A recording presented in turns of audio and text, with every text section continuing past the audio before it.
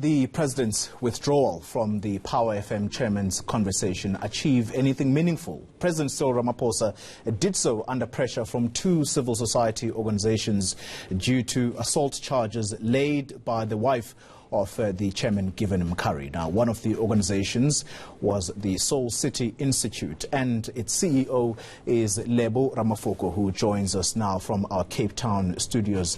Lebo, good morning to you. So, the question at the beginning of that intro is, has what happened last week Thursday achieved anything?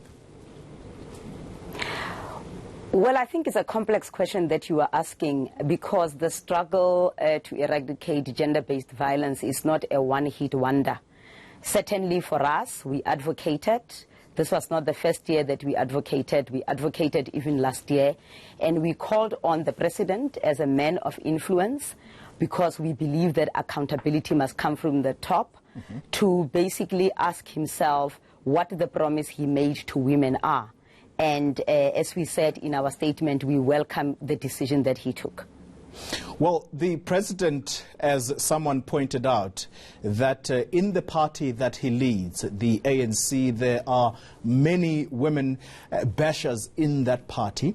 And also the cabinet he leads, some are asking the question, have you asked questions of, for example, the Deputy Minister of Finance, David Masondo, who has been in the news for a story that relates to one particular lady that he is in a relationship with.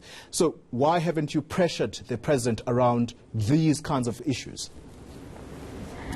Just because the public does not see everything that we do at every waking moment of the organization does not mean that we have not done it. We have advocated and we have spoken out against all other perpetrators of violence. And our track history as Soul City speaks for itself. As a social justice organization for an intersectional social justice organization for young women and girls, we have spoken out against all others. I have spoken out in my personal capacity before the president was president, when there were other presidents around this matter.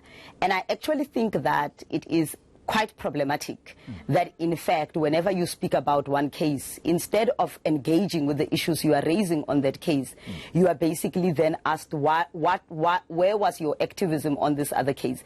But as I said, for us, fortunately, is that we have been raising these issues. And the question is important, because I do think that when we talk about accountability with powerful men, is that the president has a job and a duty, rightfully so, to be asking the men that he is Can I just jump in there quickly? The difference here is that Mr. Mkhari, along with Mrs. Mkhari, they are not under any investigation. If anything, the NPA dropped those charges long ago against the two of them when they laid charges against each other. In the instance of the Deputy Minister, for example, there's a live case there. There is an ongoing investigation. So why would you pressure the president at a time like this? And you know, Given Mkhari asked a very crucial question. Where have you been in the last year? And why is your support of her only coming up now around the so-called chairman's conversation?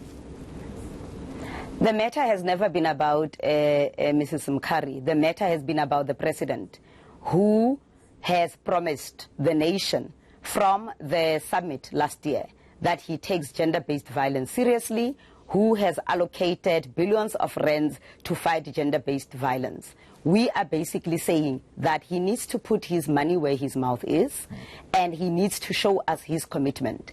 And at the moment that a private citizen invites a public figure who is the president, the matter becomes of public interest. And our question was a simple question to the president, to be saying, when you have had a case which nobody, despite where the NPA has said, and we do know, by the way, that many women drop cases, that does not imply that whatever that they were alleging did not happen. They may have, as Mrs. Mkhari and the Mkharis rightfully pointed out, that they chose other means of dealing with the issue. The point of the matter is assault charges were reported. And we are basically saying to powerful men in business, in private sector, that we are sitting with a crisis that warrants us to take accountability, and that accountability must start at the top. All right, just very quickly, we're out of time. How should society relate to Given Mkhari then, seeing that you're isolating him, even though his wife expressly says there's nothing wrong here, we are a united family? A private matter does not mean that the public cannot ask for accountability. And that is exactly what we are doing. It is up to Mr. Mkhari to then ask himself how he is going to take that accountability forward on a crisis that is costly to the government, that is costly to the private sector.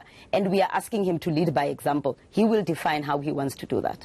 All right. Thank you very much for your time. Cyril Ramaphosa, she is the CEO of the Soul City Institute.